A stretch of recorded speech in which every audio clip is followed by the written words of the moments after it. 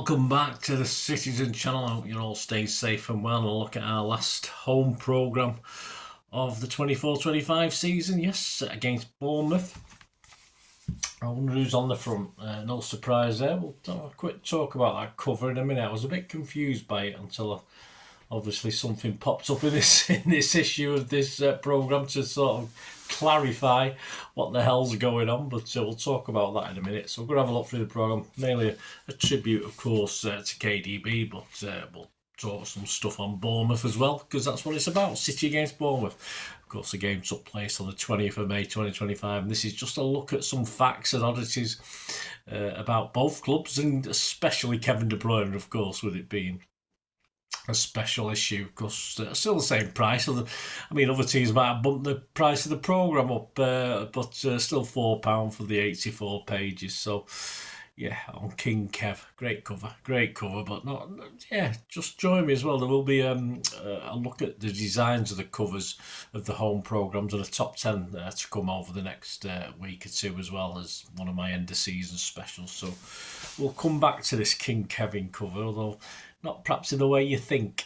Right, yeah, of course, as I said, a programme dedicated to KDB, a cover that left me initially confused, that cover, which you can see now on screen, because it's the crown, isn't it? It's not really sitting on his head, is it? It looks as though it's hovering on his head.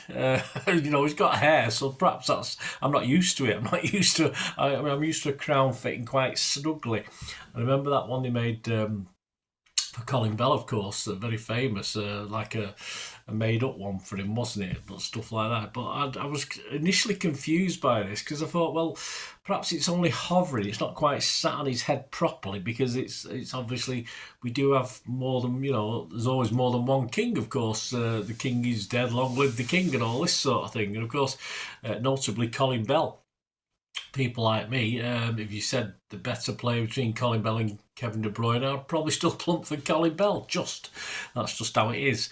But I was possibly reading far too much into the hovering crown on this, that it wasn't sat snugly. And then, of course, I go into this programme, and it's actually a picture, isn't it? Which I must have seen at some stage. It was a picture taken by Tom Flavers, our official photographer, of course, after the Champions League final. Coming back on the plane, of course, the treble won, and it was actually based on that. So it is slightly, because obviously he's got a good head of hair, Kevin. It doesn't sit quite on it, and the crown's a bit smaller. So that's what initially confused me, but it was just obviously that was all sort of came out in the wash. But I wouldn't mind it still sat a bit snug. But as I said, it's just based on an original photograph. So there you go, and hopefully the photograph's up there for you to look at that it was based on, so it's not a bad comparison, is it? Right, let's leave that front cover. Let's talk about Bournemouth, yes. I've probably covered some of this in my previews on Bournemouth City games, stuff like that. But of course, it was very close to dropping out of the league with a 17-point deduction back in 2008 and 9. That amazed me as well. Is it, why do we get all these songs sung about cheating bastards? We've not even had any points deducted yet. Like people like Everton and Nottingham Forest. All these clubs have had, but it's us that get all the crap, and yet we've not had anything. Not had any points deducted yet. But anyway, of course, it's all to do with going into administration, stuff like this. Clubs were getting deducted points for, weren't they? So sometimes they weren't particularly cheating. It was just obviously just the way it was. Anyway, some bloke called Eddie Howe was promoted from the youth team to keep them up with a game to spare, no doubt, in that season. And then he led them, of course, to the promised land, back to the Premiership, or up to the Premiership, with 3 promotions in 6 seasons. They did, of course, go back down again and come back up again, but so they've not been there since. But obviously they've had a brief stay out and then back up again.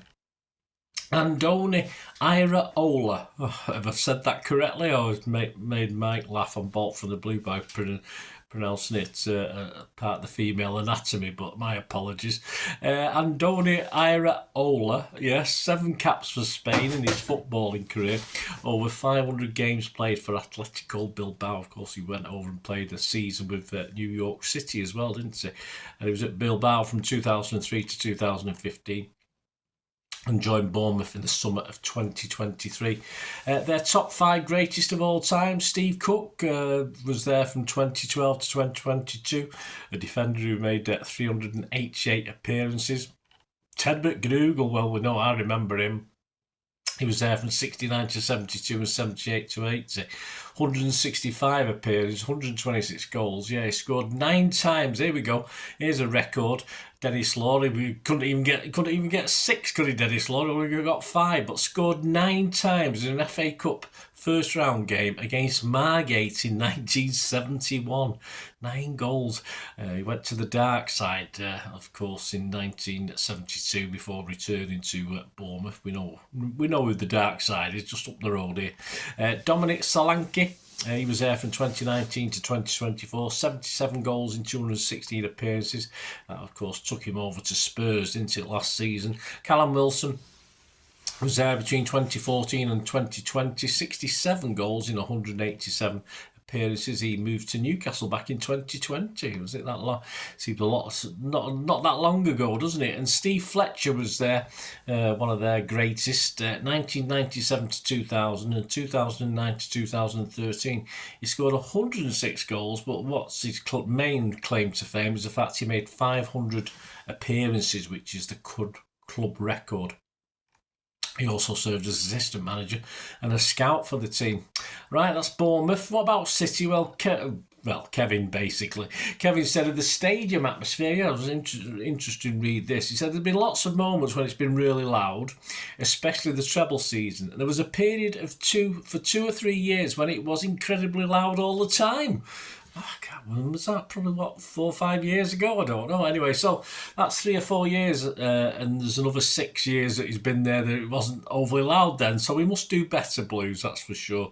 And I think it's done okay the last couple of games, hasn't it? So let's keep that up for next season with the bigger ground, a few more empty seats. We'll have it echoing around that stadium, won't we? Great moments and loud moments, yes, so many, he said. But of course, he remembers fondly the goal against PSG at home that took us to the Champions League semi-final for the very first time. We beat the beating of Arsenal 4-1 back in 2023. Of course, the 4-0 against Real Madrid is etched in memory with all of us. And of course, the Laces job, the steely look job of the Aston Villa in the final game of the season, of course. The KDB mural, just as a matter of information, if you've not been to see it, is on the corner of Thomas Street and High Street in the Northern Quarter. And that's only there till Thursday the 28th of May. So I'm recording this on the 22nd of May, so it's less than a week away. So as you're watching this, you've only got 3 or 4 days perhaps to go and watch, to go and look at this mural up. Obviously plenty of pictures of it, but if you want to see it in the flesh, as they say, hopefully before anyone puts any graffiti over it, not these jealous United fans alike. He rep Peps a couple of times, did the mural we had for him, but sad gets, aren't they? Anyway, Kev gives his City Dream 11. I'll put this on social media to see if people agreed or who they would change. And of course, he didn't include himself in this, Kev, because he's very humble man. But his Dream 11, interesting. Edison, Walker, these are all obviously at the peak. I mean, someone said, well, because he's got John Stones in, and he said, well, I hope it's when he was yeah, of course it is. It's not going to be when he's sat on the subs bench, is it? Or he's sat with his foot in a plaster at home or something like that. Anyway, this was his Dream 11. Edison, Walker, Company, Stones and Gvardiol. Interesting left back. But yeah, he's probably... in this time, we're struggling out. We're a decent left back, and he's still not going to say Benjamin Mendy, is he? Gundogan, Rodri, David Silva, Bernardo Silva, Haaland and Sterling. So very, very interesting. So, yeah, I thought, well, if I put Kevin in, who would have dropped out of that 11, as in position-wise? I would probably say, yeah, drop Gvardiol. But as far as positions are concerned, I mean, I'd grudgingly probably go Bernardo or Gundo. Of course, Gundo's a bit more, what's the word? A bit more 6, isn't he? Than perhaps 8 or 10, stuff like that. But I think on social media I said Bernardo, but of course Gundo could be sort of put to one side. But let me know what you think, guys. Who you dropped to stick Kevin in there in a more or less similar position. Obviously, don't stick him as a goalkeeper and drop Edison or anything like that. One moment in time, Gary James looks at, amongst other things, at a 2022 meeting with Bournemouth with Kevin in attendance. He's got an image there, and we'll go back to this before we go. We might a little excerpt from it. Man of the match. He talks about, this is Alistair Mann, of course, a decade of greatness. He sort of mentions October 2015, a 5-1 win over Bournemouth. And that was his third City start. And Alistair called it a mesmerising 62 minutes that Kevin played. I think he had a hand in one of the goals. A good hand, nice little back flick to Bakary Sagna, I think, at the time, and he also assisted for another. He points out that he's won the Premier League Playmaker Award, which was a brand new award that was introduced back in 17-18. He's won that 3 times, 17-18, 19-20 and 22-23. And of course, he mentioned the 2-0 down at home to Villa. And he said that not the tiny the laces, just the look of steel on his face when we went 2-0 down, with that sort of look of saying, right, I'm going to turn this around. He finished by saying, Alistair, if KDB's on the field, anything is possible. Quite right. A feature on the new sash on the home kits, which my lad doesn't like. I think it's all right, and I've not told him yet, but I've got him one ordered. But he'll have to like it and lump it, won't he? What do you think, guys, about the sash? Yes, it is an away thing, but why not? Why not live dangerously? And I've seen a few knocking around. Well, some people have bought it, so. Again, like any new kit, it's going to split opinions. Some of what was said about Kev by his teammates. Erling said, we clicked straight away from the first second. Gundo said, we shared so many special memories. Lewis, best Premier League player of all time. Diaz, his legacy is unique and special. Nunes said he's my favourite player. Simple as that. And Doku said he deserves a lot of respect. So those guys said other things. That's just a little bit I've took from each one. So we'll finish by going back to this one moment in time. And get my eyes right and get reading this, because you know what I'm like with my readers. Sometimes I can't read the print. It's black on white, but it's not very bold black. It's a bit hazy. Anyway, we'll have a go at this one. We're looking at Gary James's one moment in time. Let's have a look what he says. He said, in our series, Gary selects an image from the archives and talks with the stories behind the photo. Today's focus is on a 2022 meeting with Bournemouth. Football has a habit of proclaiming players as legends or the greatest ever, often without contemplating history and the players that have gone before. Occasionally a player comes along who truly deserves the accolade, because we know that for generation after generation that player's name will be remembered as a true giant of the game. Today we will witness the last home game of Kevin De Bruyne's City career, and without doubt he is one of the greatest. The Independent's Richard Jolly claimed he will leave City as their greatest ever player and arguably the Premier League's finest ever creator. Who can argue?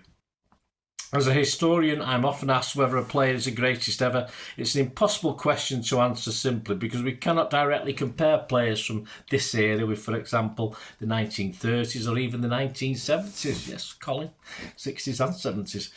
Over the centuries, City have had players who were heralded as the greatest during their lifetimes, thinking specifically of outfield players was Billy Meredith right at the start of the club's successes, followed by Peter Doherty in 1930s and 1940s, and then of course in the 60s and 70s there was Colin Bell. To those who saw these players at their peak, they remain the greatest ever, and once something like that is set in someone's mind, it's there forever. In modern times we have been blessed with several truly great players such as a David Silva, another contender for greatest ever, and our record goal scorer Sergio Aguero. As with Bell, these men played in a team of talented entertainers. For Kevin's last home game, I simply had to use an image of De Bruyne scoring against today's opponents, Bournemouth. This feature remembers his goal on the 13th of August 2022. That day, Kevin netted the second goal in a thrilling 4-0 win, but most significantly, it was also a day when his talent shone through. The Guardian's Will Unwin rightly stated in his match report that Belgium provided another example of why he's one of the world's elite. In describing Kevin's goal, he commented, "It is always likely that De Bruyne will get to influence proceedings. He collected the ball on the half-hour mark, 30 yards from goal. Bournemouth afforded him space to run, allowing the Belgium to reach the edge of the area unchallenged. He stopped, took aim with the outside of his right boot and picked out the bottom corner with precision." After the game, Pep Guardiola praised the Belgium. He said, "When I was in Munich, he was in Wolfsburg, and I think he was the best player in the Bundesliga. Kevin was a really good player before our arrival. He's good with us and will be good after us." There was no space with this type of shot, and it was an incredible goal. Since announcing his retirement last month, Kevin has rightly been praised by fans, players and the media. He's just been a truly important player, not just for City, but in the history of the league. The BBC's Phil McNulty said, "When any conversation takes place, whether it is now or in the future, about the greatest players to grace the Premier League, Kevin De Bruyne will justifiably be part of it. The heartbeat of one of the finest teams in the history of British football." Sounds good, that, doesn't it? De Bruyne, I'm filling up now. De Bruyne was a creator supreme, a scorer of goals, a controller and dictator of games at the very highest level. The Premier League has been fortunate to have him, and we have been fortunate to watch him. The word great is bandied around too easily, but it fits De Bruyne perfectly. Farewell, King Kevin. It has been an absolute joy watching you. You will be missed. Sorry, guys. I've not really been emotional over last week being there on Tuesday night, etc. But I've sort of got to me. There you go, Kevin De Bruyne. My thanks to Gary for making me cry a bugger. All right, cheers, Gary. Anyway, cheers, Kev. I hope you enjoyed that anyway, guys. Yes, I'm not ashamed. I never am. I mean, I sort of broke up when Tony Buck passed away recently. Of course, Colin Bell, all these guys. Colin Bell, I did a tribute to him. You might have seen it. If you haven't seen it, I don't edit these things out. It's how we feel, isn't it? It's life. So, if you've not watched that Colin Bell tribute, guys. Don't just watch it because of me crying or upset. Just watch it because it's a great tribute to Colin Bell. But it's not affected with this Kevin thing till this now, to be honest with you. So, because as I say, it's usually for people who've sadly passed away, like Tony Buck, etc., who I can blubbed about just when I found out stuff like that. And Colin Bell, it's what you do. It's how it is. Thanks for watching, guys. Hope you enjoyed that anyway. Let us know your memories of Kevin. It'd be fantastic. And of course, there's a 5 or 6 parter coming out on Kevin De Bruyne's time at City. A very personal look, a very look through Northern media, various unique looks. So keep your eyes out for that as well. Lots of different things over the summer period, of course. We do have a World Cup to play. So obviously it's going to be a lot of history stuff, but there will be a break for Pepsi 11s and stories of the game and etc. Won't be having any programme stuff, but there you go. Anyway, join me for that. Hope you enjoyed it, guys. My apologies for that, and I'm not going to apologise. No, is what it is. I say I'm not going to edit it out. It is because I'll probably do the same thing again if I say the same things or read the same things. So there you go.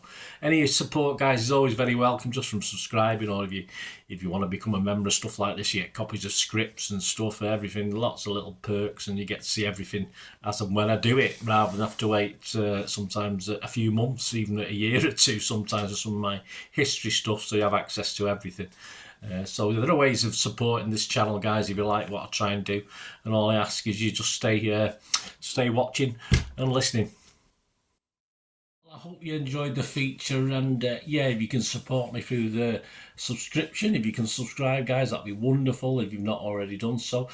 We do actually have memberships at the moment, just 99p a month, so you get access to all my City stuff, including all the history vlogs, dozens and dozens not been published yet that you get immediate access to, and every time I do a edit and do a vlog, you get immediate access to it as well. So you can have a copy of scripts as well if you want any hard copy of the sort of things I do on matches and teams and managers and players, etc. So If you can join the membership, that'd be wonderful. We'd fine. And yeah, if you want to support the channel just by watching the ads, that helps. Watch the ads, let them play through. Well, you just have to check your phone or something, let it play out.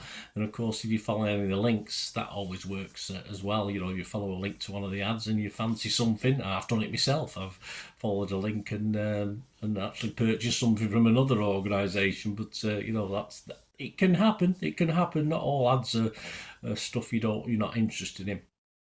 And of course, if you can give us a like, guys, that's be absolutely fantastic. All the likes are much appreciated.